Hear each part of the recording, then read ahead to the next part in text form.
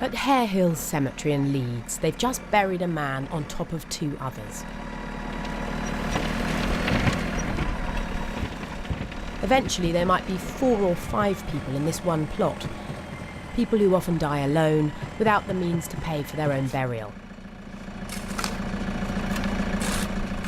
This is what used to be called a pauper's grave, and more are being dug across the country. The person buried today is Malcolm Horncastle. We wanted to go back and find out a little something about him. You know, it's one of those things where there is people out there who haven't got any family or friends or anyone. There is some sadness there when you're doing it, but unfortunately it is part of the job, and you still know that you're helping somebody at the end of the day. Ahead of the funeral, social worker Bilal Hussein is overseeing arrangements. Last year, in England alone, local councils paid for more than 3,000 people to be buried in this way. I wouldn't like it if it was somebody I loved or, you know, was being buried and nobody else was there. Local councils must bury people whose relatives are unwilling or unable to afford their funerals. Bilal has found out that Malcolm Horncastle had no close family and left no obvious funds. Some family who saw.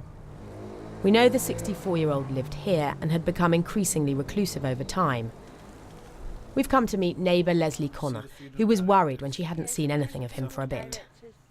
We got to know his little habits, you know, to go to the shop once a day and what have you. So when we've not seen him for a couple of days, we actually started to investigate to see, you know, if he was okay. The estate agent that's been helping him out, he came down with a key, and unfortunately we found him dead at bottom of the cellar stairs. There's something very poignant about the fact that the social workers are involved, the fact that probably it will be the Leeds Council who pay for the funeral. Do you know did you hear of any relatives? No, I've never ever seen visitors go to Malcolm's house at all, you know. No friends, no family or anything, so as far as we were aware, he had nobody. It appears Malcolm was an agonisingly shy man. We couldn't find a picture of him anywhere, but we know he'd been a printer until he was injured in a bicycle accident. He lived here first with his parents and then alone for nearly 40 years after they died, becoming more and more withdrawn. It seems he left nothing. Leslie and her neighbours have raised £45 for a wreath. The kind of funeral that he will probably have used to be called a pauper's funeral. How does that make you feel?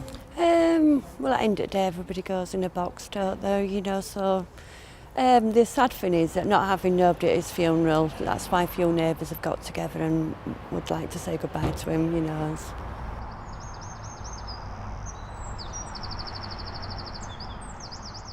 In the past, there was a real stigma attached to paupers' funerals. If relatives could afford a guinea, their loved ones got a shared grave with their names listed on a headstone. But the poorest were wrapped in a sheet, wheeled over from the workhouse and buried in communal graves. And the numbers are astonishing. Here at Leeds Beckett Street Cemetery, 180,000 people lie beneath the grass, many unmarked and unremembered. We're on our way to the cemetery now. We're due there at 2. We're trying to make it as good as we can for him, really.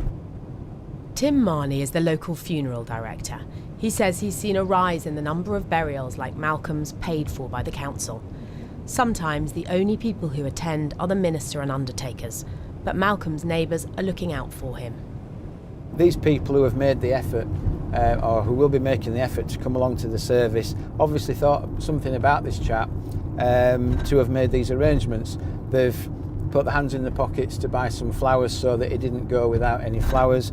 They've spent time talking to the person who's going to be taking the service and giving them background information. He's obviously been someone who's been respected, even though he might have been a loner or someone who liked to keep himself to himself. Paupers' funerals are now called Section 46 funerals. Although it's difficult to obtain figures, recent research suggests in England the numbers have gone up nearly 40% in 5 years.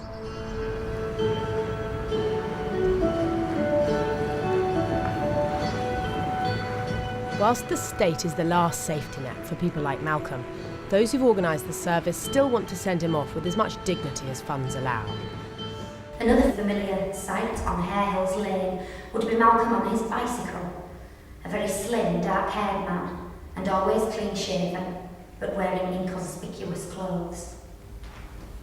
The Minister, Victoria Carter, believes it's her job to ensure everyone is treated the same in death.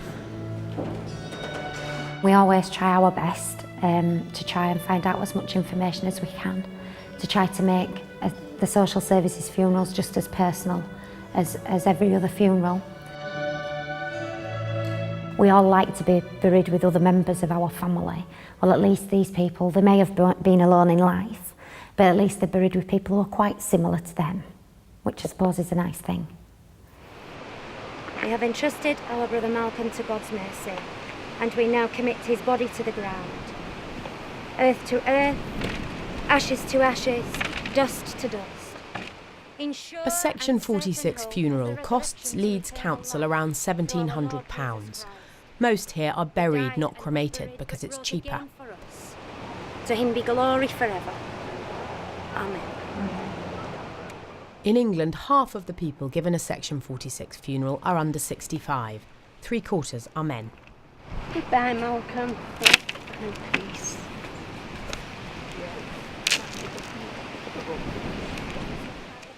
Margaret and Jennifer are sisters who knew Malcolm as a boy. Do you think there's still a stigma attached to a funeral like this? There shouldn't be. There shouldn't be, because, you know, if you believe in God, and we do, it don't matter whether you got a penny or £1 million. It doesn't matter to God. And what do you think this shy man would have thought about lots of you turning out for his funeral? Well, I think he would have been shocked, quite honestly. They wouldn't have come. No, he wouldn't. No. He wouldn't have turned up. Wouldn't have turned up at his own funeral, he'd been too shy. No, too shy, Yeah, yes. he wouldn't have turned up. Yeah. When this grave is full, there'll be a headstone engraved with the names of all the people inside. For Malcolm Horncastle, it will be a mark of a life lived quietly, something to remember him by.